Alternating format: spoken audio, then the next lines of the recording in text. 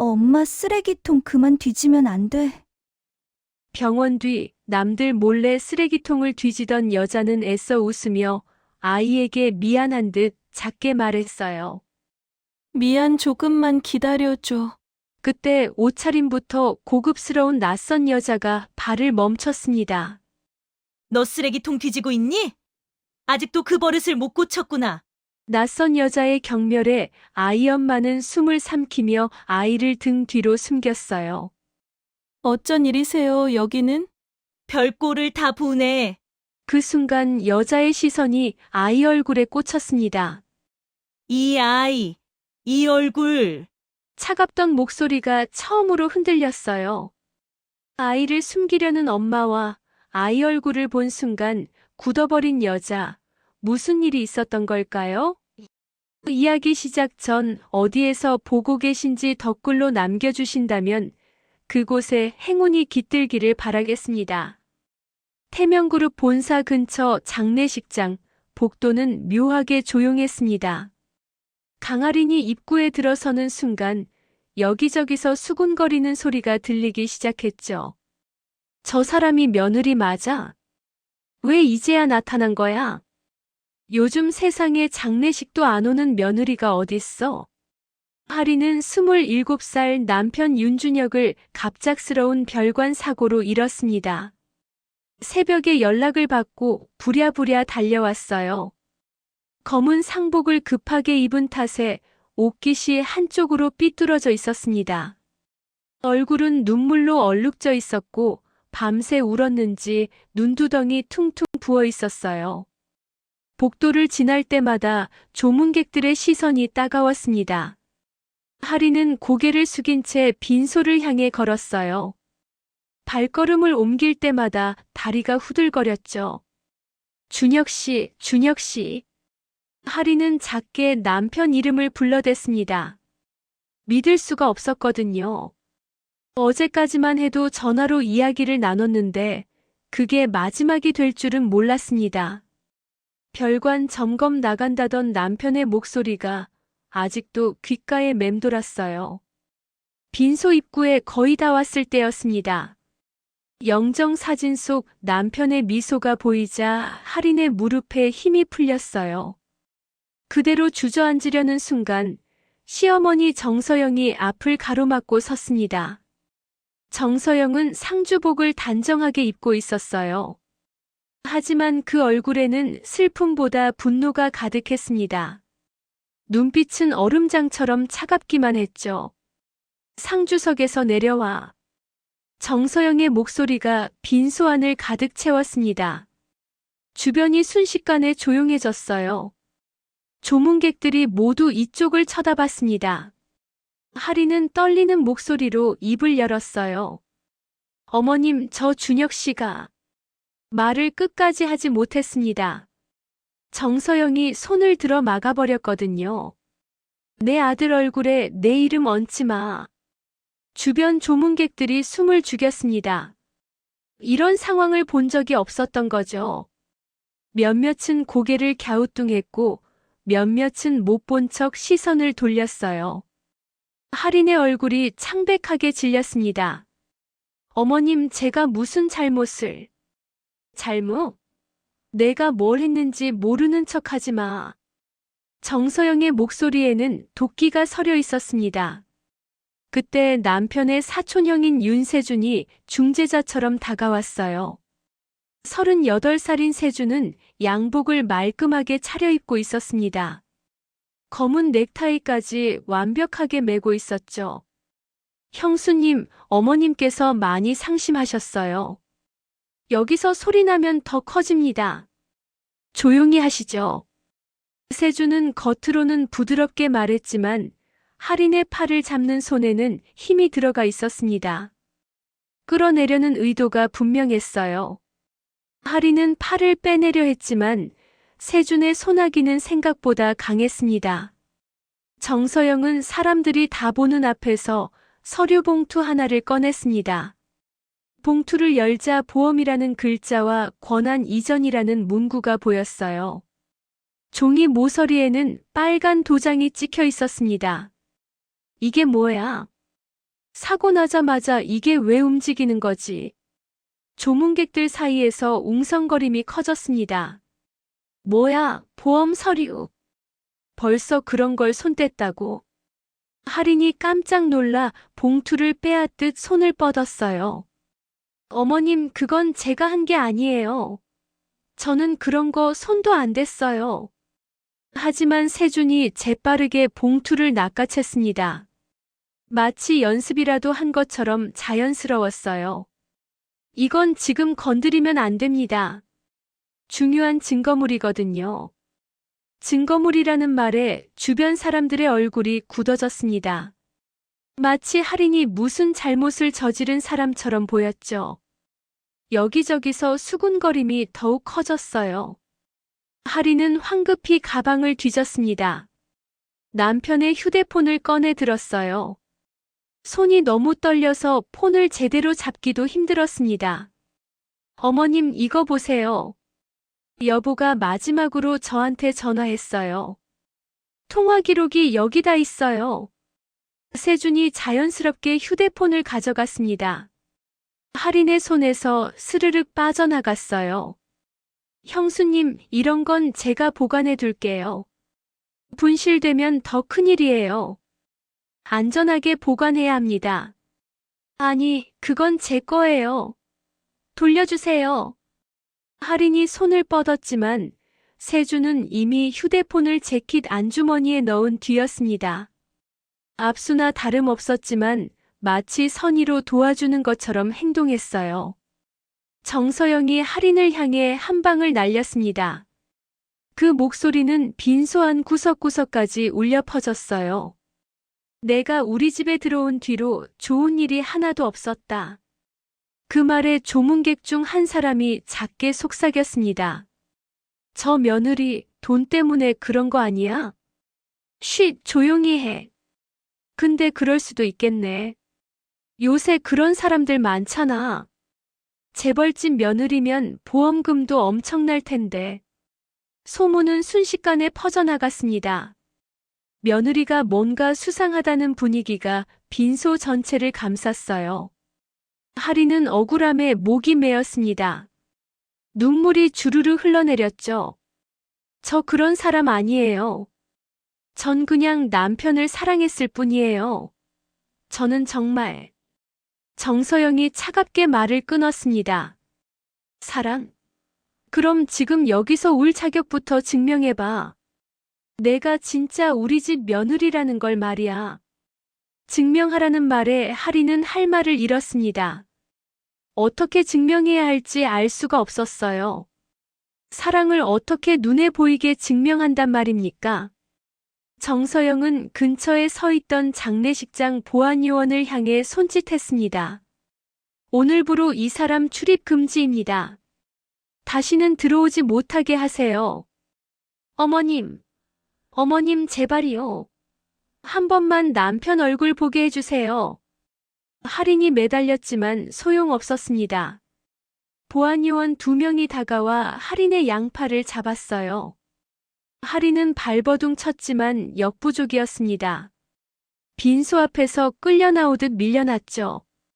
남편의 영정 사진조차 제대로 보지 못한 채였습니다. 복도를 지나 밖으로 나오자 빗방울이 떨어지기 시작했습니다. 처음엔 가랑비였다가 점점 굵어졌어요. 할인은 우산도 없이 그 자리에 멍하니 서 있었습니다. 보안요원들이 돌아간 뒤 할인은 비틀거리며 몇 걸음 걸었습니다. 갑자기 속이 메스꺼워졌어요. 할인은 벽에 손을 짚고 한 번 크게 헛구역질을 했습니다. 뱃속에서 뭔가 올라오는 것 같았지만 아무것도 나오지 않았어요.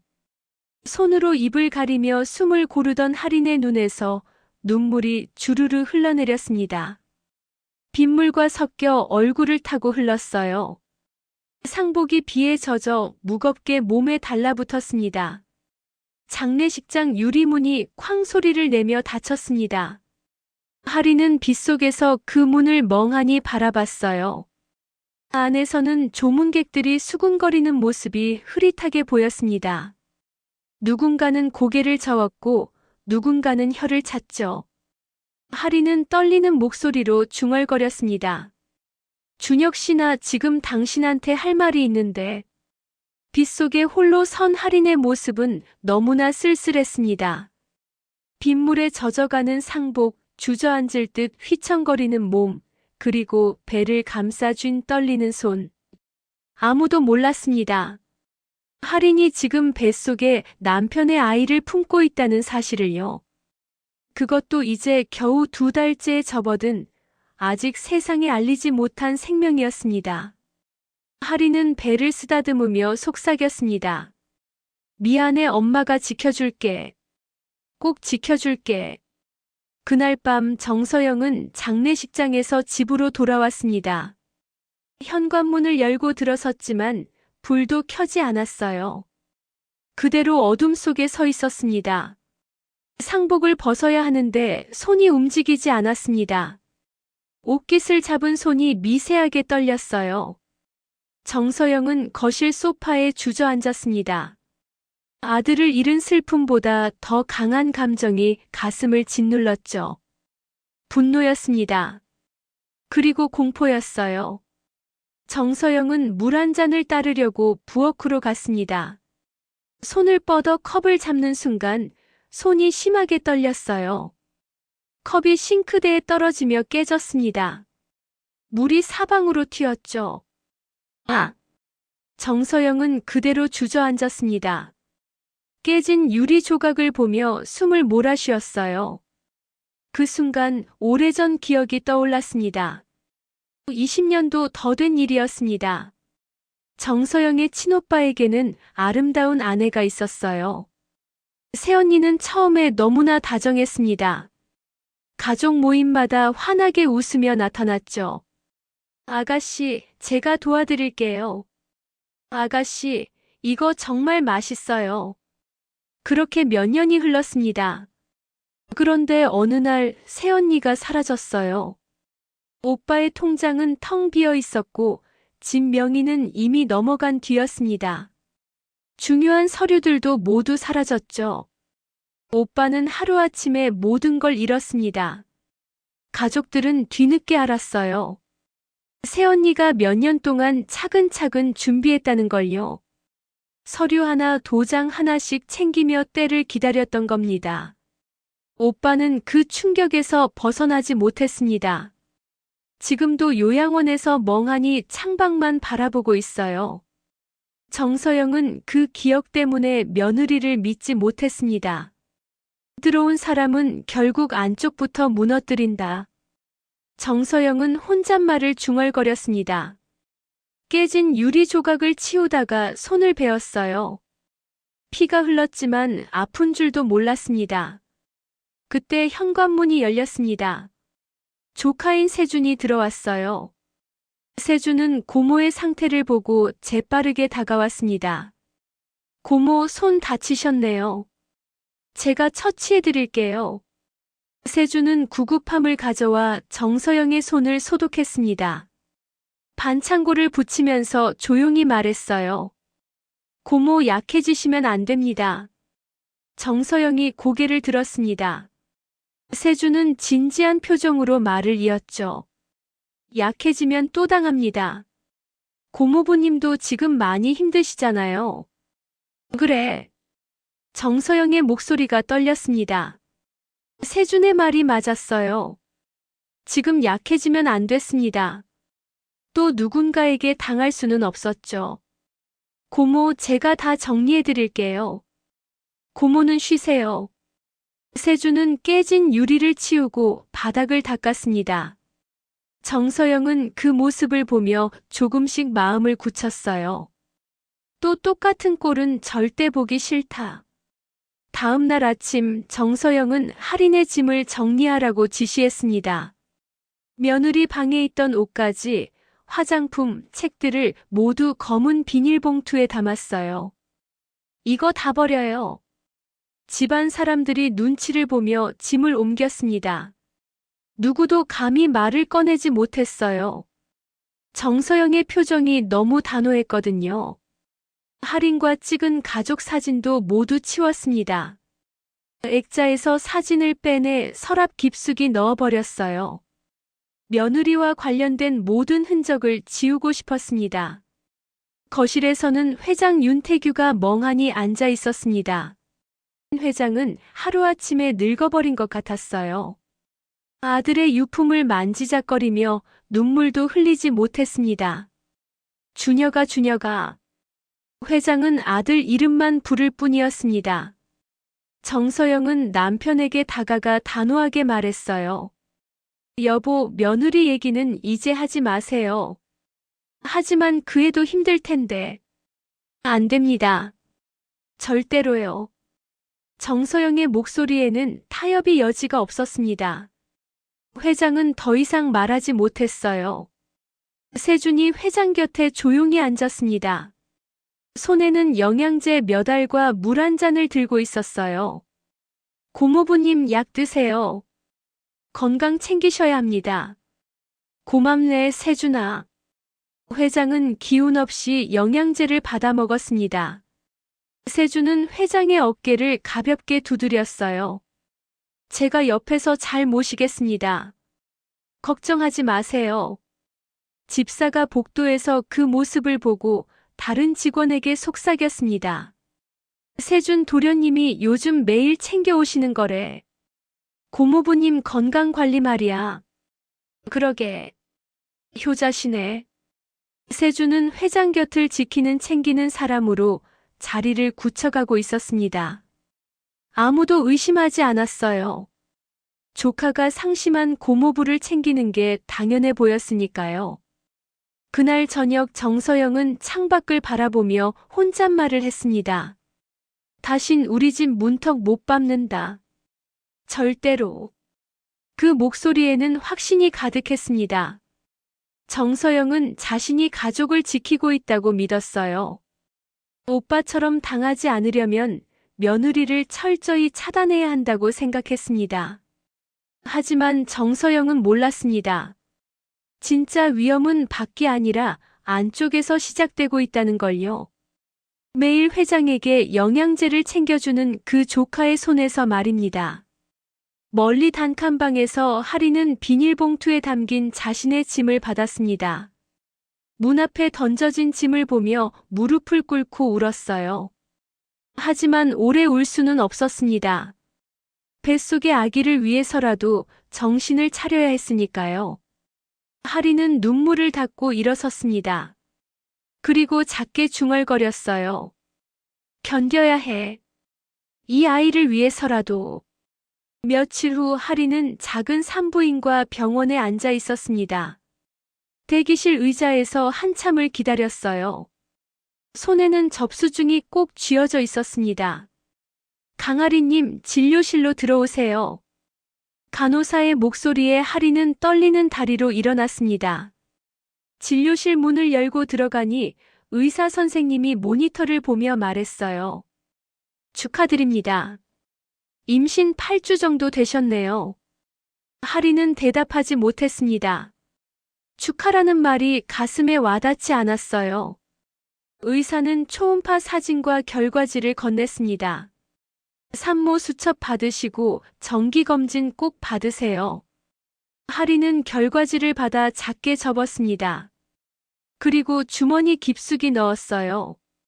병원을 나서며 핸드폰을 꺼냈습니다. 연락처 목록을 위에서 아래로 천천히 내렸습니다. 친구들, 지인들 하지만 전화를 걸 사람이 없었어요. 모두 시댁 사람들과 연결된 이들이었습니다. 하리는 한참을 연락처만 내리다가 핸드폰을 끄고 말았습니다. 혼자 해야 해. 하리는 월세방을 구하러 다녔습니다. 첫 번째 부동산에서 괜찮은 방을 찾았어요. 하지만 보증금이 문제였습니다. 보증금이 500만 원인데 지금 가진 돈으로는. 그럼 안 되죠. 그리고 보증인은 있으세요? 보증인은 없는데요. 부동산 중개인이 고개를 저었습니다. 보증인 없으면 힘들어요. 다른 데 알아보세요. 두 번째, 세 번째 부동산도 마찬가지였습니다. 보증금도 부족하고 보증인도 없는 할인을 받아주는 곳이 없었어요. 결국 할인이 찾은 곳은 반지하 단칸방이었습니다. 계단을 내려가니 습한 냄새가 코를 찔렀어요. 창문은 반쯤 땅에 묻혀 있었고 햇빛이 거의 들어오지 않았습니다. 여기는 보증금 200에 월세 30이에요. 여기로 할게요. 중개인이 놀란 표정으로 할인을 받습니다. 하지만 할인은 선택의 여지가 없었어요. 짐은 비닐봉투 3개가 전부였습니다. 방에 들어선 첫날 밤 할인은 비닐봉투에서 옷가지를 꺼냈습니다. 옷장도 없어서 벽에 걸어두었어요. 잠을 자려고 누웠지만 잠이 오지 않았습니다. 배를 쓰다듬으며 속삭였습니다. 우리 견디자. 조금만 견디면 돼. 임신 중에도 할인은 일을 해야 했습니다. 카페에서 설거지를 하고 아파트 단지에서 전단지를 돌렸어요. 하지만 배가 부르기 시작하자 상황이 달라졌습니다. 손님 죄송한데 임산부는 저희가 고용하기 어려워요. 배 부른데 어떻게 일해요?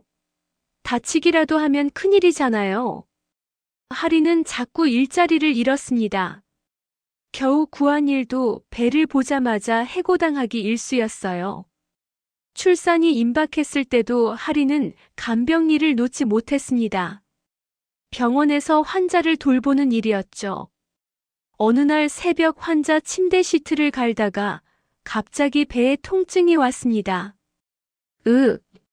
할인은 벽을 짚고 숨을 몰아쉬었습니다. 진통이었어요. 간호사가 놀라 달려왔습니다. 어머, 괜찮으세요? 지금 진통 온 거 아니에요?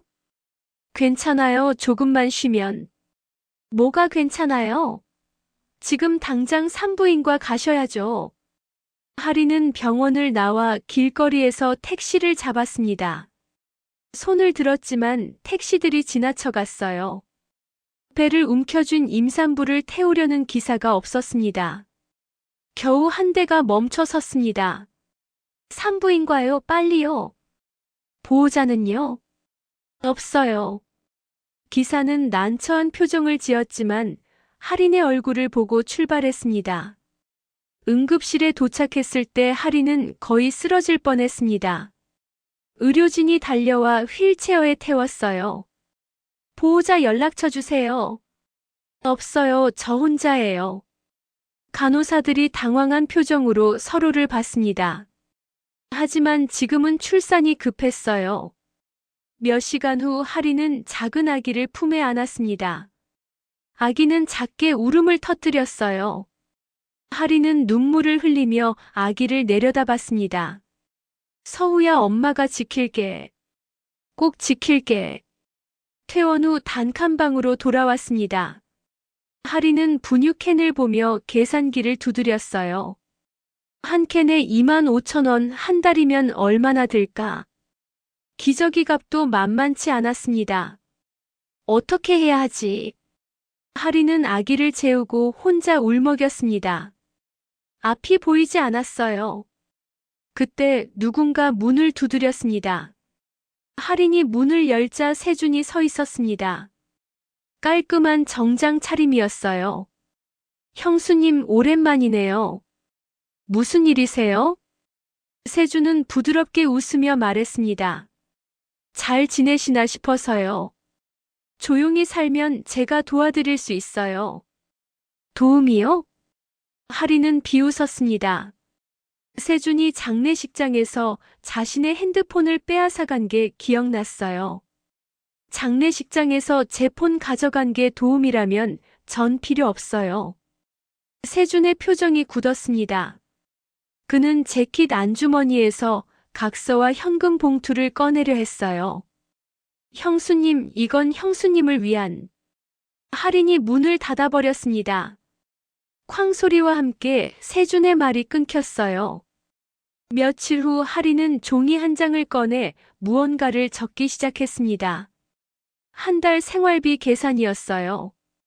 월세, 분유값, 기저귀값, 전기세 숫자를 적다 보니 눈물이 났습니다. 이걸 어떻게 다 감당하지?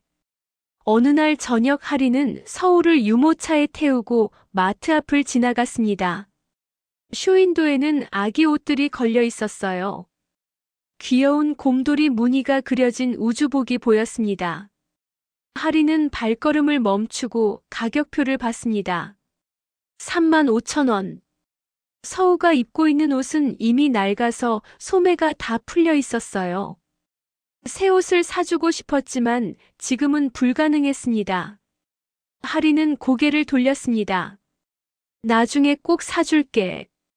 하리는 유모차를 밀며 작게 속삭였습니다. 그리고 어두운 골목길을 향해 걸어갔어요. 반지하 방으로 돌아가는 길이었습니다.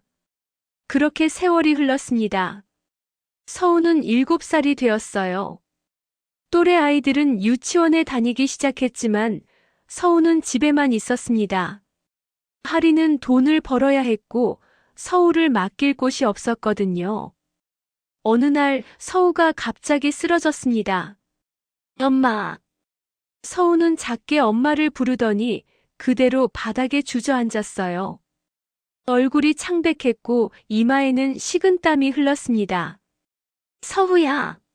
서우야. 하리는 아이를 흔들었지만 서우는 제대로 대답하지 못했습니다. 하리는 서우를 등에 업고 계단을 뛰어 올라갔어요. 반지하에서 지상까지 그리고 큰 길까지 달렸습니다. 택시. 택시요. 손을 흔들며 소리쳤습니다. 겨우 택시 한 대가 섰어요. 병원이요, 빨리요. 응급실에 도착했을 때 하린의 옷은 땀으로 흠뻑 젖어 있었습니다. 의료진이 서우를 침대에 눕히고 검사를 시작했어요. 몇 시간 후 의사가 하린을 불렀습니다. 보호자분, 이쪽으로 오세요. 진료실에 들어가자 의사의 표정이 무거웠습니다. 검사 결과가 나왔는데요. 백혈병입니다. 하린의 머릿속이 하얘졌습니다.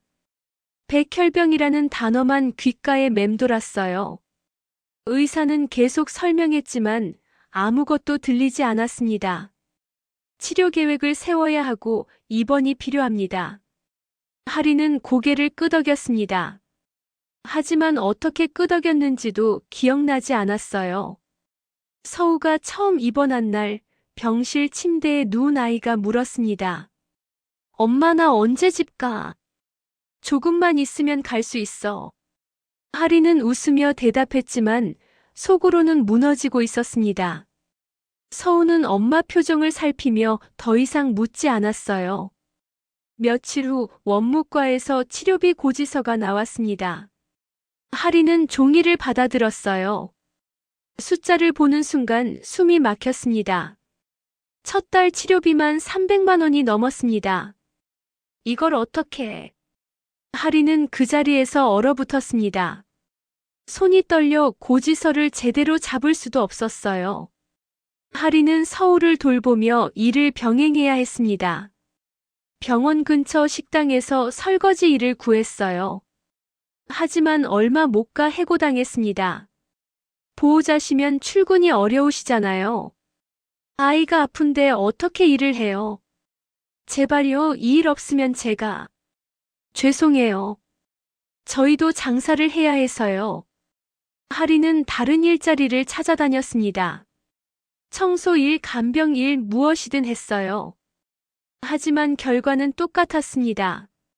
애 아프다며? 그럼 출근 못하잖아. 갑자기 빠지면 우리가 곤란해요. 하리는 일자리를 자꾸 잃었습니다.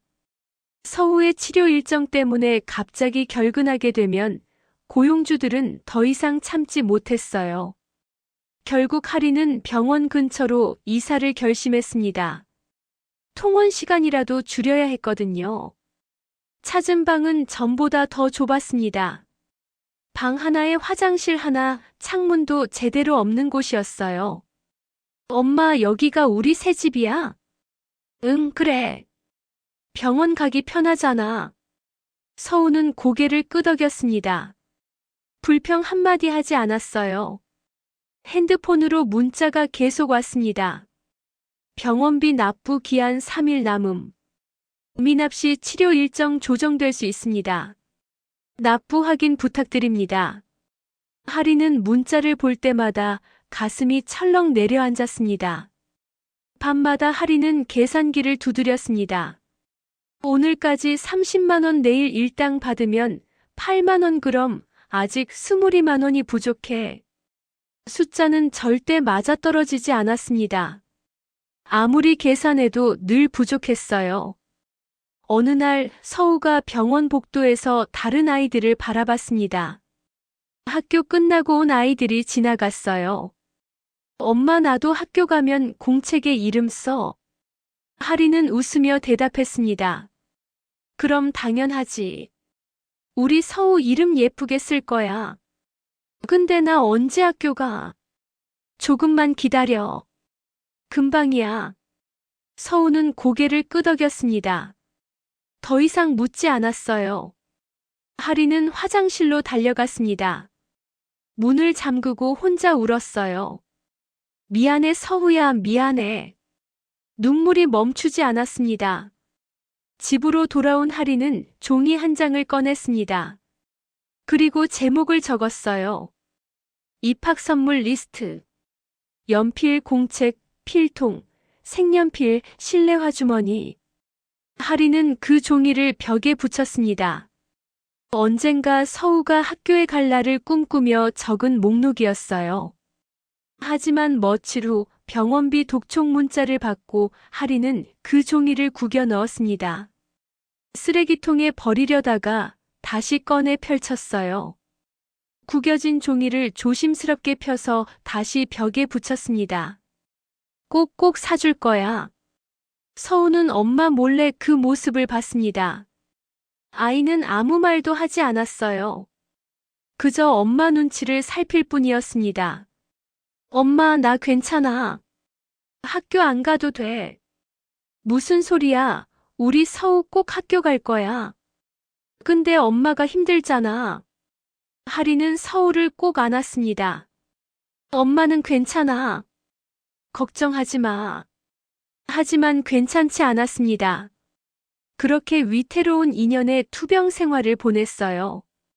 하리는 점점 한계를 느끼고 있었습니다. 하리는 병원 근처 편의점에서 계산기를 두드렸어요.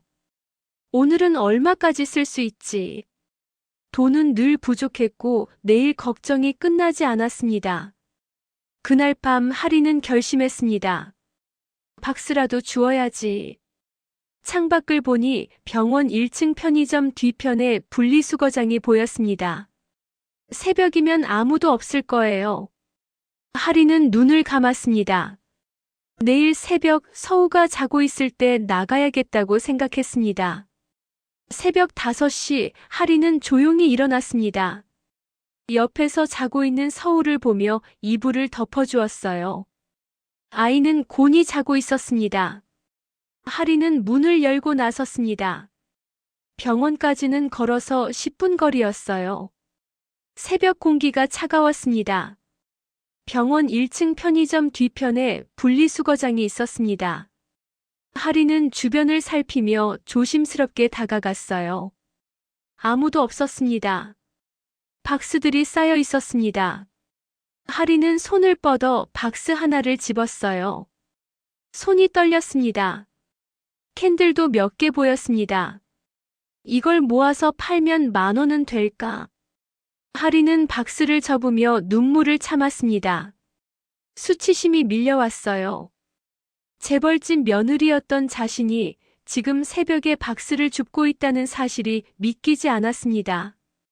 그때였습니다. 엄마.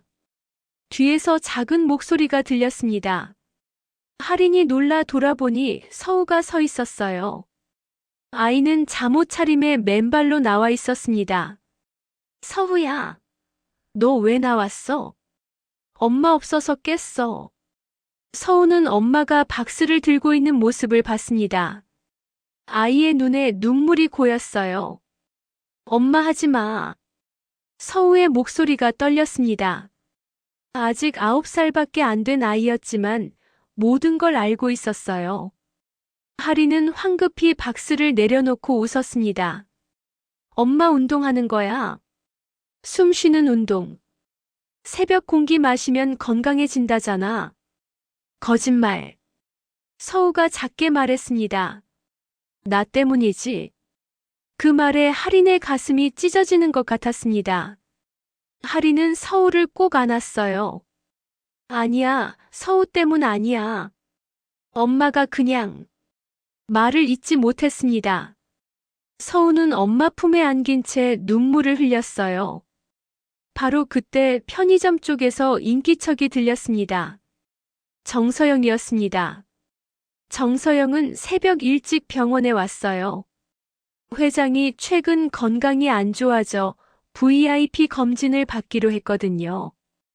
검진 전에 편의점에서 물 한 병을 사려고 들렀습니다. 계산을 마치고 나오는데 뒷문 쪽에서 소란스러운 소리가 들렸어요. 정서영은 무심코 그쪽을 바라봤습니다. 어둠 속에 두 사람이 서 있었습니다. 한 사람은 어른, 한 사람은 아이였어요. 정서영은 가까이 다가갔습니다. 그리고 멈춰 섰어요. 며느리 하린이었습니다. 정서영의 시선은 하린보다 서우에게 먼저 꽂혔습니다. 아이의 얼굴이 환하게 보였어요. 새벽 편의점 불빛 아래 서우의 얼굴은 또렷했습니다. 정서영은 숨이 멎었습니다. 저 눈저 이마. 죽은 아들 준혁의 얼굴이 겹쳐 보였습니다. 눈매, 이마, 귀 모양까지 똑같았어요. 정서영은 멍하니 서우를 바라봤습니다. 몇 걸음 더 다가갔어요. 하린이 정서영을 발견하고 얼어붙었습니다. 어머님. 정서영은 대답하지 않았습니다. 그저 서우만 바라봤어요. 아이는 엄마 뒤에 숨었습니다. 정서영이 떨리는 목소리로 물었습니다. 몇 살이니? 하린은 대답을 망설였습니다. 입술이 바들바들 떨렸어요. 9살이요. 정서영의 얼굴이 순간 굳었습니다. 준혁이 죽은 게 10년 전이었습니다. 머릿속으로 계산이 빠르게 돌아갔어요. 9살 그럼. 정서영은 하린을 다시 봤습니다. 하린도 알아봤나 싶어 숨이 막혔어요. 두 사람은 말없이 서로를 바라봤습니다. 그때 서우가 갑자기 휘청거렸습니다. 엄마. 아이가 쓰러지려 했어요. 하린이 재빨리 서우를 안아들었습니다. 서우야. 괜찮아. 서우는 얼굴이 창백했습니다. 새벽 찬 공기 때문인지 아니면 긴장 때문인지 몸이 떨렸어요. 하린은 서우를 꼭 안고 정서영을 보지 않으려 했습니다. 그냥 가려고 했어요. 하지만 정서영이 불렀습니다. 너 여기서 뭐 하는 거니? 정서영의 목소리가 떨렸습니다. 분노인지 슬픔인지 혼란인지 알 수 없었어요. 하린은 대답하지 못했습니다. 서우를 안은 채 그 자리에 멈춰 섰어요. 정서영은 하린 발치에 놓인 박스들을 봤습니다. 그리고 하린의 손을 봤어요. 거칠게 트고 갈라진 손이었습니다. 정서영의 눈빛이 흔들렸습니다. 10년 동안 이 사람은 무엇을 하며 살았을까? 저 아이는 정말 준혁의 아이일까? 질문들이 머릿속을 가득 채웠습니다. 하지만 정서영은 아무 말도 하지 못했어요. 하린이 먼저 입을 열었습니다. 죄송합니다. 그게 전부였습니다. 하린은 서우를 안고 돌아섰어요. 비틀거리며 걸어갔습니다. 정서영은 그 뒷모습을 바라봤습니다. 부르려다 말끝이 떨렸어요. 목소리가 나오지 않았습니다. 하린과 서우가 어둠 속으로 사라졌습니다. 정서영은 그 자리에 한참을 서 있었습니다. 손에 든 물병을 꽉 쥐었어요. 병이 찌그러질 정도로 힘을 주었습니다. 9살 준혁이 죽기 전에 그럼. 정서영의 머릿속이 복잡했습니다. 확신과 의심이 동시에 밀려왔어요. 저 아이가 정말 손주일까? 아니면 또 다른 계략일까? 정서영은 오빠의 아내가 떠올랐습니다. 그 사람도 처음엔 불쌍한 척 했었어요. 그리고 결국 모든 걸 가져갔습니다. 또 속는 건 아니겠지. 정서영은 중얼거렸습니다. 하지만 서우의 얼굴이 자꾸 떠올랐어요. 그날 이후 정서영은 할인과 서우를 잊을 수 없었습니다. 밤마다 그 아이의 얼굴이 떠올랐어요. 준혁과 너무나 닮은 얼굴이었습니다. 며칠 후 정서영은 다시 병원을 찾았습니다. 회장의 검진 결과를 받으러 온 길이었어요. 복도를 걷다가 소아병동 쪽을 무심코 바라봤습니다. 그때 할인이 보였습니다. 할인은 병실 앞 의자에 앉아 있었어요. 지친 얼굴로 고개를 숙이고 있었습니다. 정서영은 발걸음을 멈췄어요. 할인 옆에는 병실 문이 있었습니다. 문틈으로 침대에 누운 아이가 보였어요. 서우였습니다. 정서영은 천천히 다가갔습니다. 병실 문 옆에 걸린 차트가 보였어요. 정서영은 차트를 스치듯 읽었습니다. 윤서우구. 정서영의 숨이 멎었습니다. 윤 씨였습니다. 준혁의 성을 쓰고 있었어요. 정서영은 차트를 더 읽었습니다. 진단명, 치료 내역, 보호자 이름 모든 게 눈에 들어왔습니다. 할인이 정서영을 발견하고 벌떡 일어났습니다. 어머님. 정서영은 할인을 똑바로 봤습니다. 그리고 조용히 물었어요. 아이가 아픈 거니? 할인은 고개를 끄덕였습니다. 말로 하지 않았어요. 그저 끄덕일 뿐이었습니다. 정서영이 다시 물었습니다. 그날 이후로 너 혼자 키운 거야? 네, 제가 혼자 키웠어요. 할인의 목소리가 떨렸습니다. 하지만 눈빛만큼은 흔들리지 않았어요. 정서영은 병실 안 서우를 봤습니다.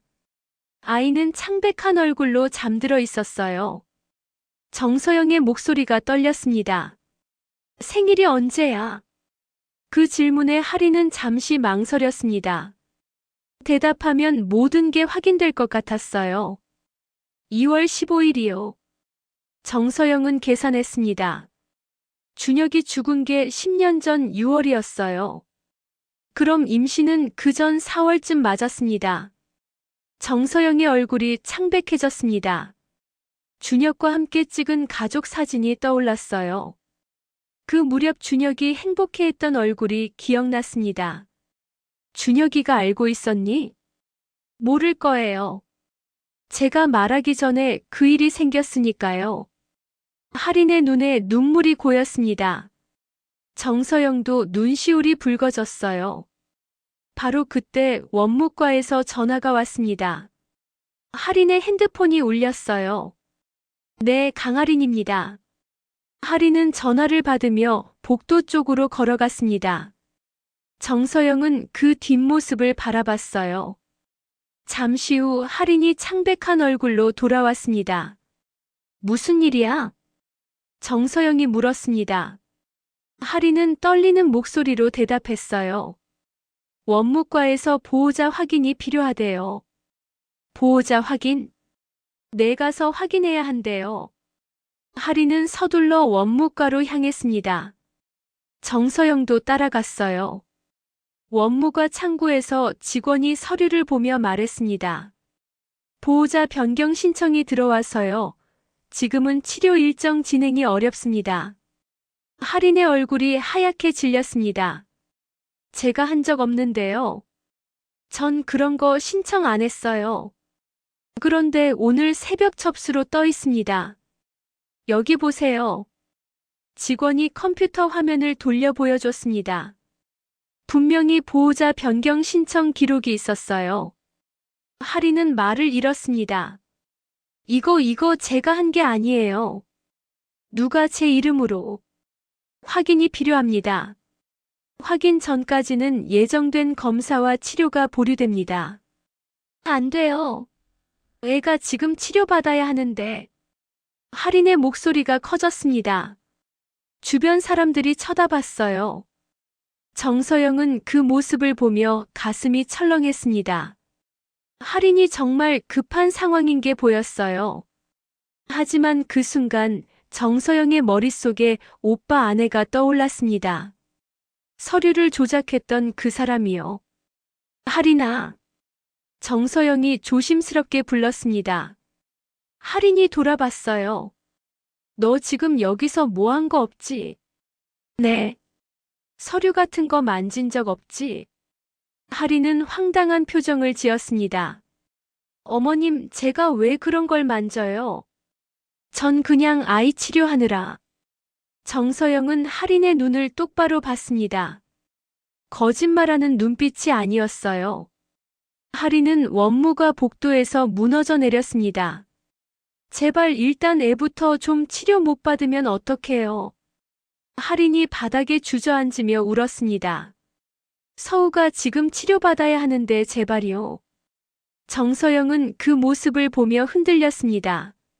진짜 급한 거였어요. 연기가 아니었습니다. 할인이 고개를 들고 정서영을 똑바로 봤습니다. 어머님, 지금은 아이부터예요. 제발이요. 그 눈빛에는 절박함만 있었습니다. 계산이나 술수는 보이지 않았어요. 정서영은 입술을 깨물었습니다. 바로 그때 병실에서 서우가 나왔습니다. 링거를 끌고 나온 아이는 엄마를 찾았어요. 엄마 어디 갔어? 서우가 복도를 두리번거렸습니다. 그러다 주저앉은 엄마를 발견했어요. 엄마! 서우가 달려오려다 휘청거렸습니다. 정서영이 재빨리 아이를 붙잡았어요. 조심해. 서우는 정서영을 올려다봤습니다. 처음 가까이서 본 사람이었어요. 서우는 고개를 갸웃하며 물었습니다. 엄마, 저 사람 누구야?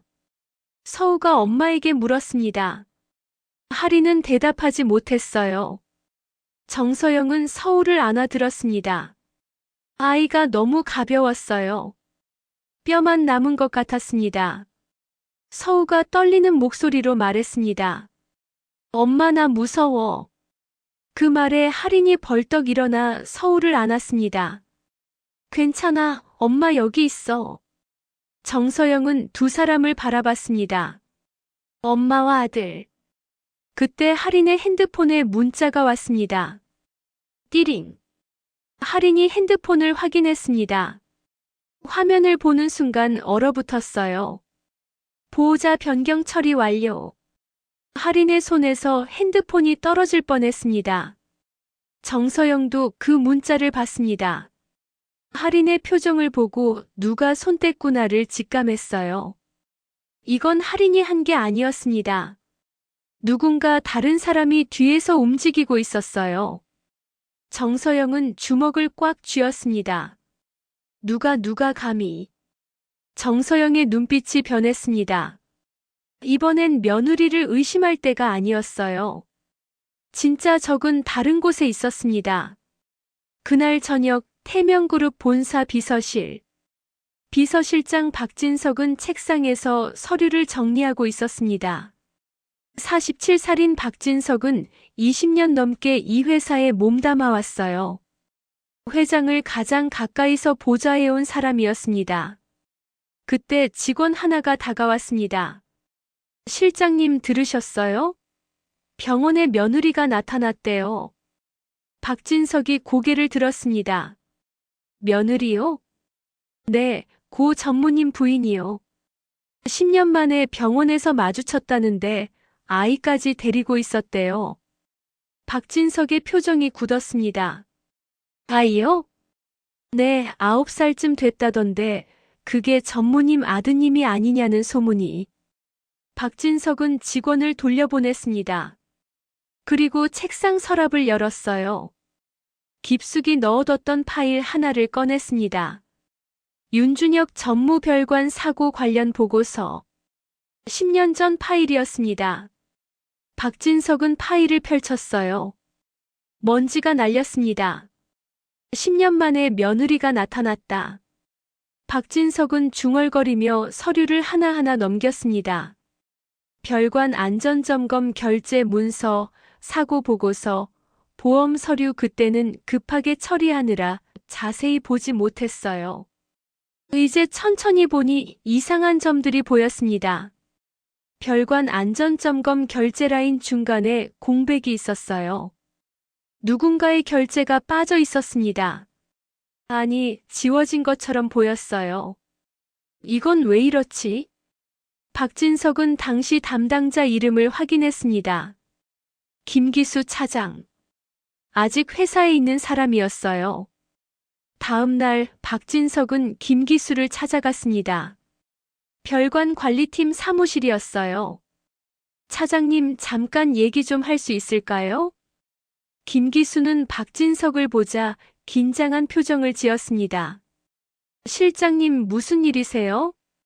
10년 전 별관 사고건 기억나세요? 김기수의 얼굴이 굳었습니다. 그건 왜요? 그날 점검 결제 라인이 이상해서요. 여기 보세요. 박진석이 서류를 보여줬습니다. 김기수는 서류를 보더니 눈치를 보기 시작했어요. 그날이 좀 이상했어요. 어떻게요? 긴급 호출이었거든요. 위에서 내려온 지시라고 했어요. 누구 지시요? 김기수는 말을 망설였습니다.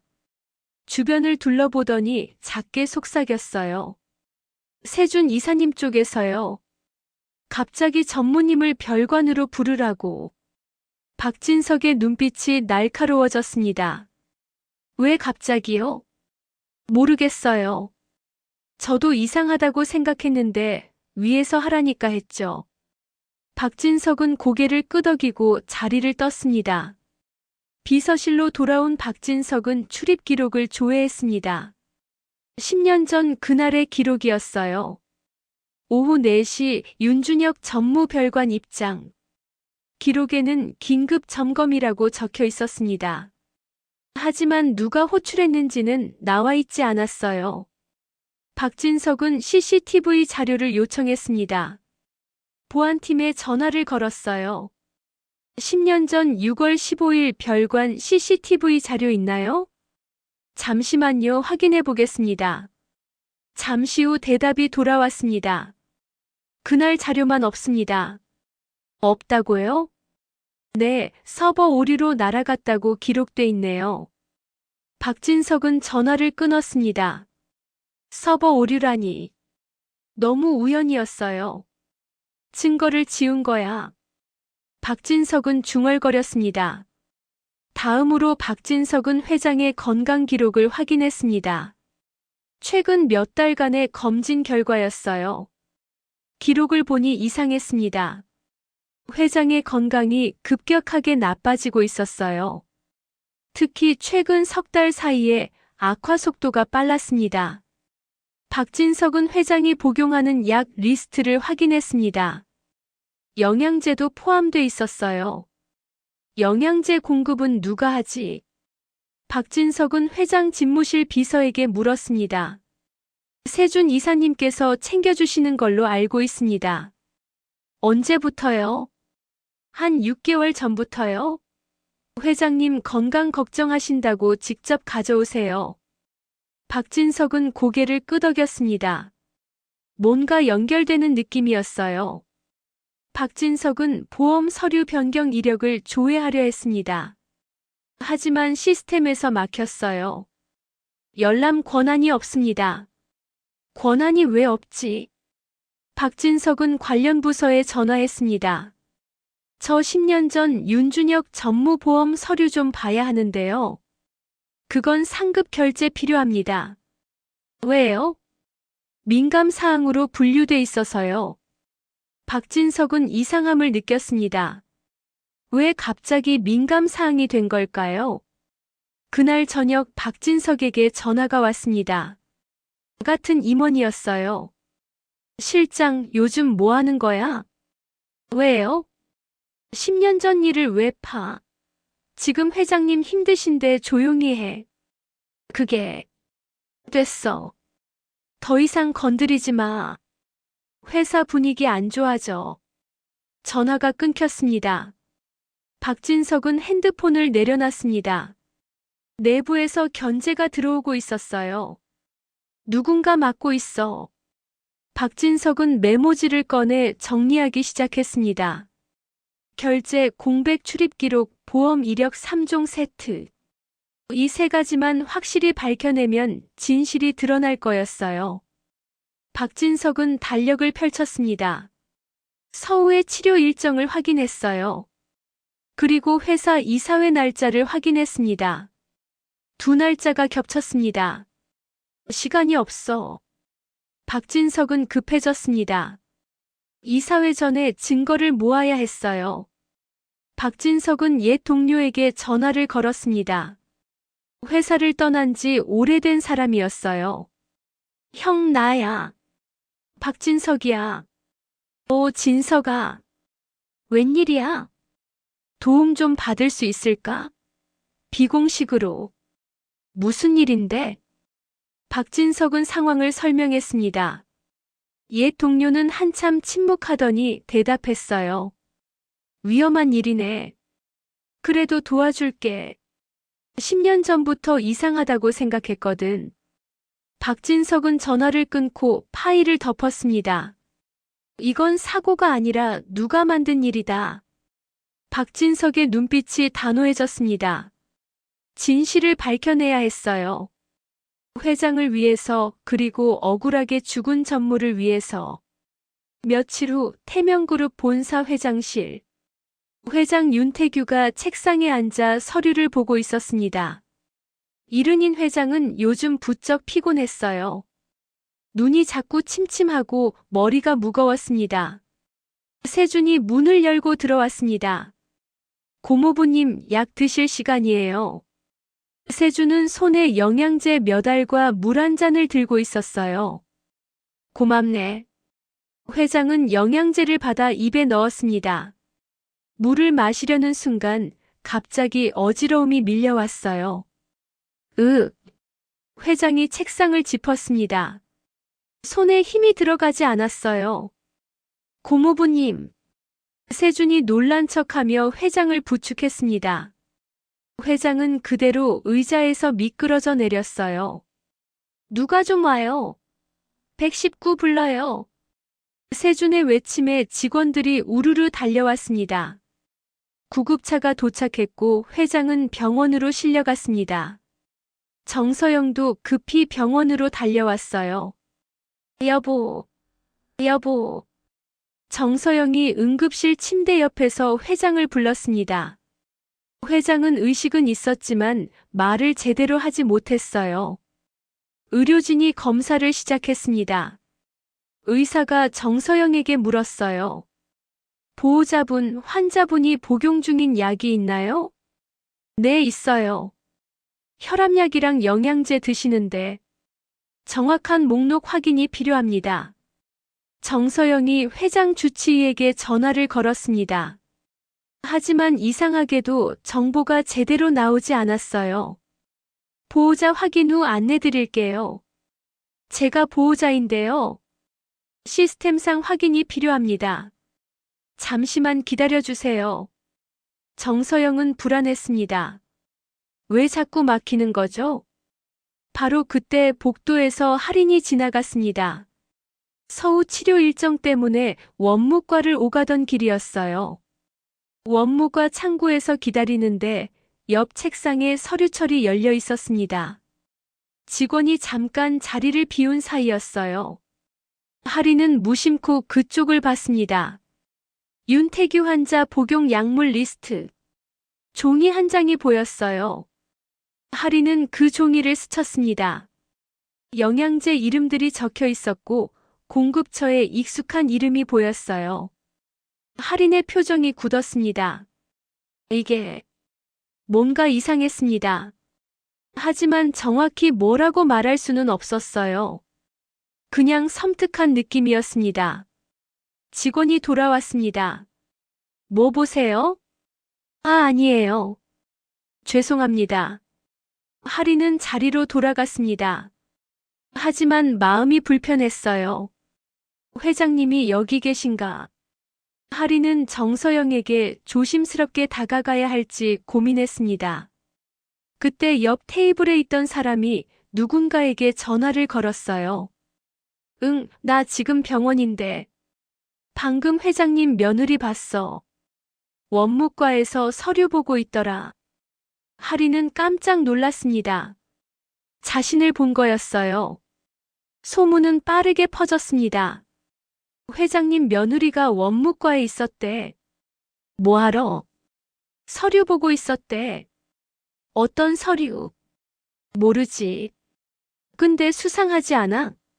하리는 서우가 있는 병실로 향했습니다.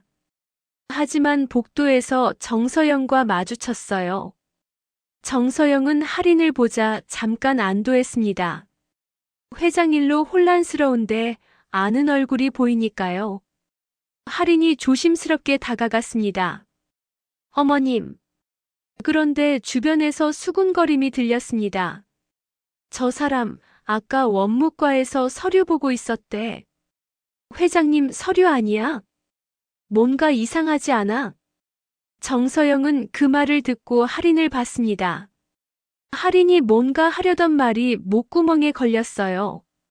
정서영의 내면에서 갈등이 일었습니다.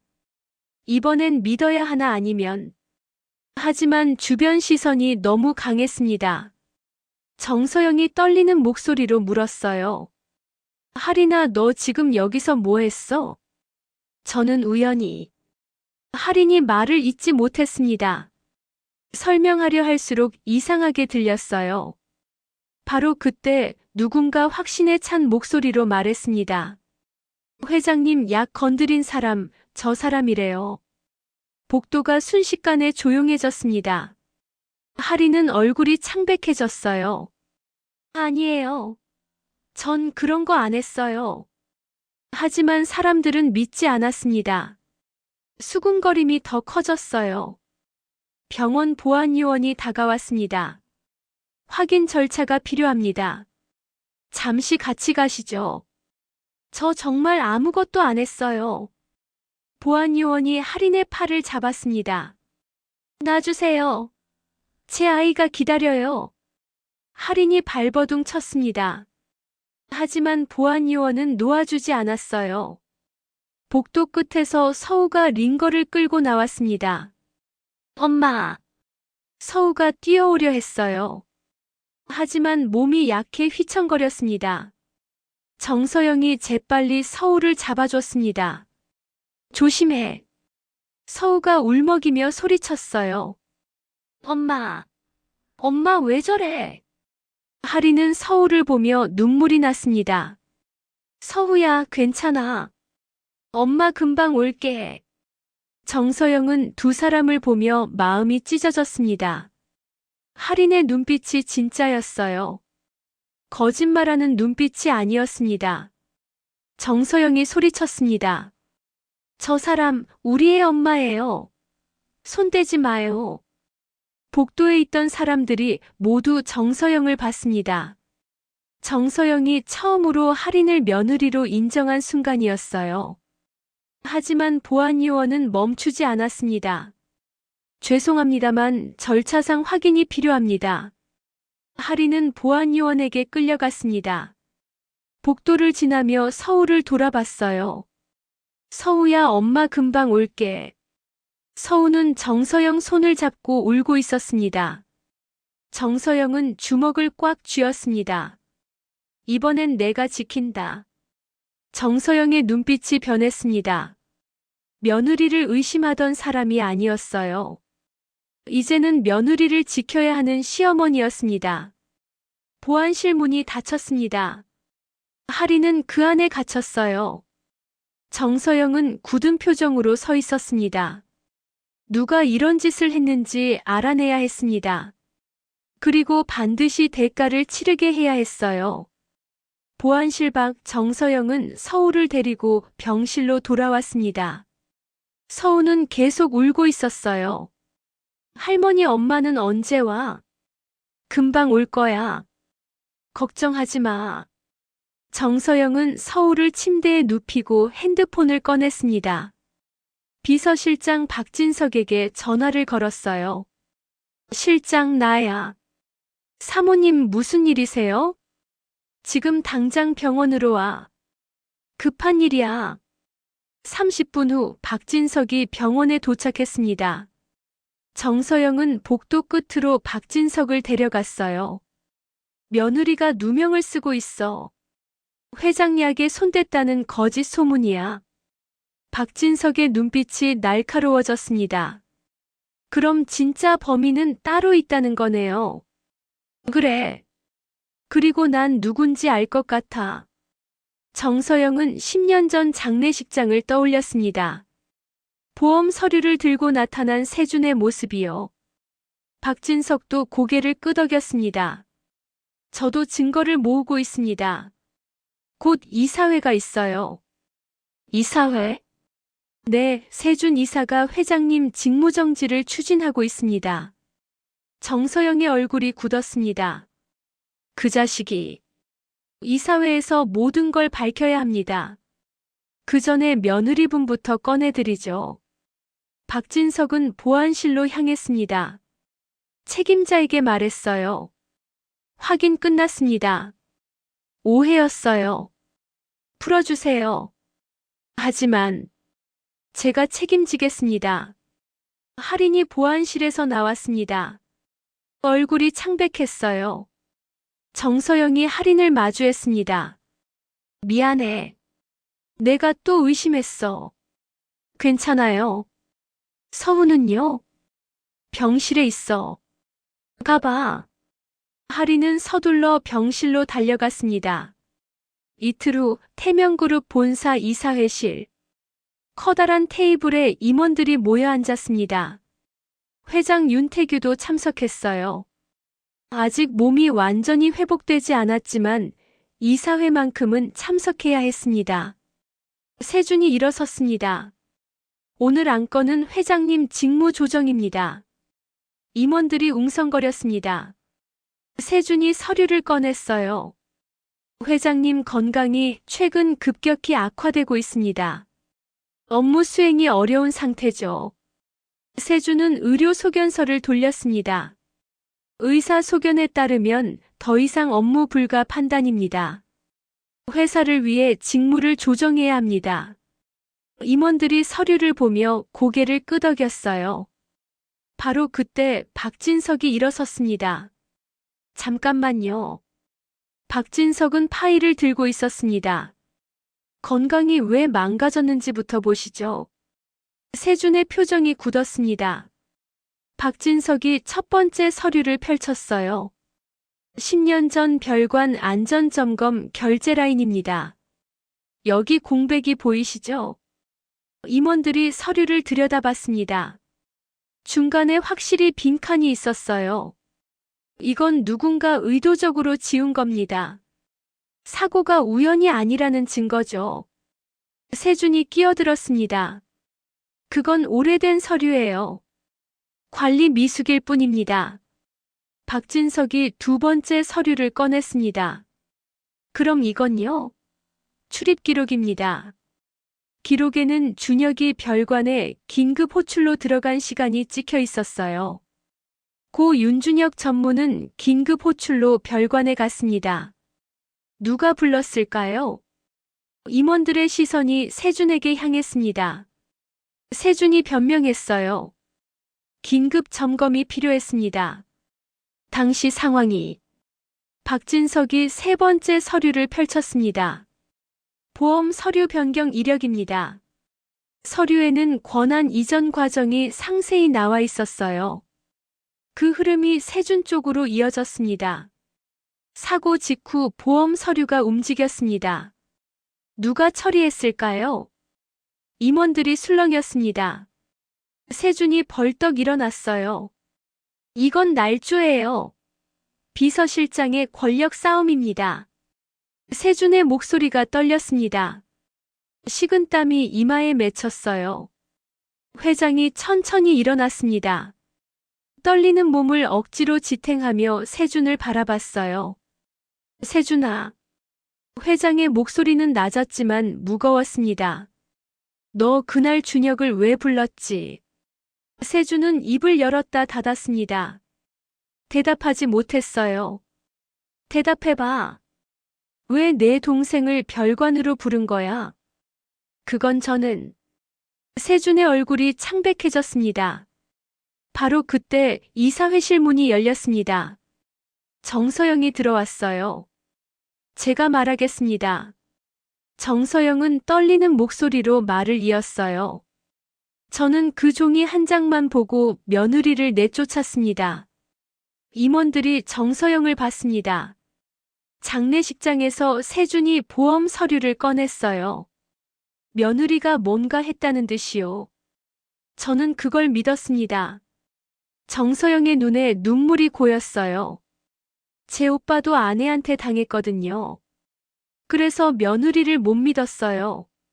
세준은 그걸 이용한 겁니다. 세준의 방패가 무너졌습니다. 회장이 세준을 똑바로 봤습니다. 더 이상 내 핏줄 아니다. 회장의 선언에 이사회실이 조용해졌습니다. 회장이 비서에게 지시했어요. 사내 감사팀 불러. 수사 라인도 연결해. 잠시 후 감사팀과 외부 수사관들이 들어왔습니다.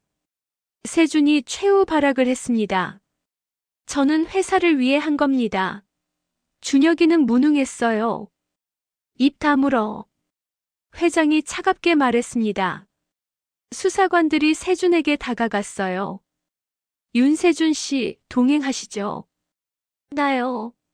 손대지 마. 세준이 발버둥 쳤지만 소용없었습니다. 수갑이 채워졌어요. 세준은 끌려나가며 복도에서 할인과 마주쳤습니다. 할인은 서우 손을 잡고 서 있었어요. 정서영이 데려온 거였습니다. 세준이 할인을 쏘아봤습니다. 도끼 어린 눈빛이었어요. 내가 다 망쳤어. 할인은 떨렸습니다. 하지만 서우 손을 더 꽉 잡았어요. 아니에요. 당신이 스스로 망친 겁니다. 할인의 목소리는 떨렸지만 단호했습니다. 세준은 끌려갔습니다. 복도 끝으로 사라질 때까지 할인을 노려봤어요. 서우가 엄마를 올려다봤습니다. 엄마 무서워. 괜찮아. 이제 다 끝났어. 할인은 서우를 꼭 안았습니다. 정서영이 다가와 두 사람을 바라봤어요. 이제 집으로 가자. 할인은 정서영을 봤습니다. 정서영의 눈에도 눈물이 고여 있었어요. 네, 어머님. 할인이 처음으로 편안하게 대답했습니다. 일주일 후 세준의 처벌이 확정됐습니다. 회사에서는 즉시 해임 조치가 내려졌어요. 모든 직책과 권한이 박탈됐습니다. 이어서 검찰 조사가 시작됐고 업무상 과실치사와 문서 위조 혐의로 구속영장이 청구됐어요. 법원은 영장을 발부했습니다. 세준은 구치소로 향했어요. 추가로 회사 자산 환수 절차도 진행됐습니다. 그동안 세준이 부당하게 챙긴 돈들이 하나하나 드러났어요. 접근금지 명령도 내려졌습니다. 세준은 더 이상 태명그룹과 윤씨 일가에 접근할 수 없게 됐어요. 돌아올 수 없는 끝이었습니다. 며칠 후 태명그룹 본사 로비. 회장 윤태규가 기자들 앞에 섰습니다. 공식 기자회견이었어요. 저는 오늘 이 자리에서 사과드리러 왔습니다. 회장의 목소리가 떨렸습니다. 10년 전 저는 제 며느리를 내쫓았습니다. 그리고 손주가 있다는 사실도 몰랐습니다. 기자들이 카메라 셔터를 눌렀어요. 모든 게 제 잘못입니다. 진실을 보지 못했고 가족을 지키지 못했습니다. 회장은 고개를 깊이 숙였습니다. 플래시가 터졌어요. 회장은 기자회견을 마치고 곧바로 병원으로 향했습니다. 서우의 병실이었습니다. 회장이 문을 열고 들어섰어요. 서우는 침대에 앉아 그림책을 보고 있었습니다. 서우야. 회장이 조용히 불렀습니다. 서우가 고개를 들었어요. 누구세요? 서우는 처음 보는 할아버지를 경계했습니다. 회장은 서우 앞에 무릎을 꿇었어요. 눈높이를 맞췄습니다. 서우야 할아버지다. 서우의 눈이 커졌습니다. 할아버지. 그래. 늦어서 미안하구나. 회장이 서우의 손을 잡았습니다. 손이 떨렸어요. 서우는 할아버지를 물끄러미 바라봤습니다. 그러더니 조심스럽게 물었어요. 진짜 할아버지예요? 그래, 진짜야. 서우의 눈에 눈물이 고였습니다. 저도 할아버지 있어요? 그 말에 회장의 가슴이 무너졌습니다. 9살까지 할아버지 없이 자란 아이였어요. 이제 있다. 할아버지가 여기 있어. 서우가 회장 품에 안겼습니다. 회장은 손줄을 꼭 껴안았어요. 할아버지. 서우가 작게 불렀습니다. 회장의 눈에서 눈물이 흘렀어요. 다음 날 병원 상담실. 할인과 정서영, 그리고 회장이 함께 앉아 있었습니다. 맞은편에는 병원 관계자들이 있었어요. 전담 코디네이터를 배정해드리겠습니다. 젊은 여성이 일어나 인사했습니다. 안녕하세요. 서우 군의 치료 과정을 전담하게 된 김미선입니다. 코디네이터는 치료 계획표를 꺼내 설명했어요. 앞으로 모든 검사와 치료 일정을 제가 조율하겠습니다. 보호자님께선 편하게 아이만 돌보시면 됩니다. 할인은 믿기지 않는다는 표정이었습니다. 병원 행정팀장이 서류를 내밀었어요. 지원 계약서입니다. 여기 회장님 서명과 병원 측 서명이 들어가 있습니다. 계약서에는 치료비 전액 지원, 간병비 지원, 통원 차량 지원 등이 명시돼 있었어요. 도장 찍으시면 바로 효력이 발생합니다. 회장이 도장을 꺼내 꾹 눌렀습니다. 빨간 도장이 선명하게 찍혔어요. 통원 차량은 내일부터 배치됩니다. 간병 인력도 필요하시면 말씀하세요. 할인의 눈에서 눈물이 흘렀습니다. 감사합니다. 정말 감사합니다. 주치의가 들어왔습니다. 서우 어머니, 좋은 소식 있습니다. 주치의는 검사 결과지를 보여줬어요. 최근 검사 결과가 아주 좋습니다. 치료 반응이 예상보다 훨씬 좋아요. 정말이요? 네. 당장 끝나는 건 아니지만 장기 계획을 세울 수 있습니다. 주치의가 미소 지었어요. 희망은 충분합니다. 서우는 잘 이겨낼 겁니다. 할인은 그 자리에서 주저앉아 울었습니다. 너무 오랫동안 견뎌왔던 거예요. 정서영이 할인을 일으켜 세웠습니다. 이제 괜찮아. 우리가 다 함께 할 거야. 그날 저녁 정서영이 할인을 찾아왔습니다. 병실 밖 복도였어요. 정서영은 할인 앞에 섰습니다. 그러더니 천천히 무릎을 꿇었어요. 어머님. 할인이 깜짝 놀라 말렸습니다. 하지만 정서영은 고개를 숙였어요. 할인아 미안하다. 정서영의 목소리가 떨렸습니다. 난 들어온 사람을 끝까지 못 믿는 사람이 돼버렸어. 정서영은 오빠 이야기를 꺼냈어요. 내 오빠가 아내한테 배신당했거든. 그 사람이 모든 걸 가져갔어. 그 후로 난 집으로 들어온 사람들을 믿을 수가 없었어.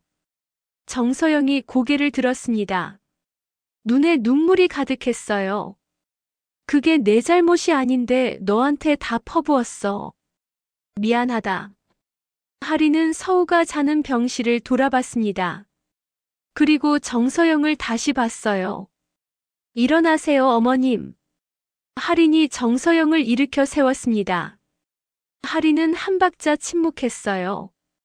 그리고 단호하게 말했습니다. 아이를 위해 오늘은 끝낼게요. 정서영이 할인을 봤습니다. 대신 다시는 우리를 의심하지 마세요. 약속하세요. 약속한다. 절대로. 정서영이 할인의 손을 잡았어요. 고맙다는 말 대신 미안하다. 정서영은 미안하다는 말을 몇 번이나 반복했습니다. 일주일 후 서우가 퇴원하는 날, 할인은 가방 하나를 들고 병실에 들어왔습니다. 서우는 침대에 앉아 퇴원 준비를 하고 있었어요. 서우야, 엄마가 선물 준비했어. 선물? 할인이 가방을 열었습니다. 안에는 학용품이 가득했어요. 새 공책, 연필, 필통, 색연필, 실내 화주머니. 벽에 붙였던 입학 선물 리스트 그대로였습니다. 엄마. 서우의 눈이 커졌어요. 조금만 더 나으면 학교 갈 수 있대. 선생님이 그러셨어. 할인이 공책을 펼쳤습니다. 첫 장이 하얗게 비어 있었어요. 여기 내 이름 써봐. 서우가 연필을 잡았습니다. 떨리는 손으로 또박또박 이름을 썼어요. 윤서우. 서우가 엄마를 올려다봤습니다. 엄마 나 이제 준비해도 돼? 그럼. 우리 서우 이제 학교 갈 거야. 서우가 환하게 웃었습니다. 오랜만에 보는 진짜 웃음이었어요. 한 달 후 윤씨 가족의 집. 넓은 식탁에 4사람이 둘러앉았습니다. 회장, 정서영, 할인, 그리고 서우. 정서영이 반찬을 할인 앞에 놓았어요. 이거 내가 좋아하던 거지. 네, 어머님. 감사합니다. 회장이 서우에게 물컵을 채워줬습니다. 서우야, 물 마셔. 네, 할아버지. 서우가 두 손으로 컵을 받았어요. 밥상이 차려지자 서우가 말했습니다. 잘 먹겠습니다. 모두가 웃었습니다. 할인은 식탁에 앉아 가족들을 바라봤어요. 시어머니, 시아버지, 그리고 아들. 할인의 표정이 처음으로 풀렸습니다. 10년 만에 찾아온 평화였어요. 창밖으로 햇살이 들어왔습니다. 따뜻한 봄날이었어요. 서우가 밥을 먹다가 물었습니다. 할아버지, 우리 이제 계속 같이 살아요? 그럼. 우리 가족이잖아. 가족. 서우가 그 단어를 천천히 되뇌었습니다. 그리고 활짝 웃었어요. 정서영이 할인 손을 슬쩍 잡았습니다. 할인도 손을 꼭 잡아줬어요. 카메라가 천천히 물러났습니다. 식탁을 비추고 거실을 비추고 창밖에 햇살을 비췄어요. 단란한 가족의 모습이 화면 가득 펼쳐졌습니다. 10년의 고통이 끝났습니다. 이제 새로운 시작이었어요.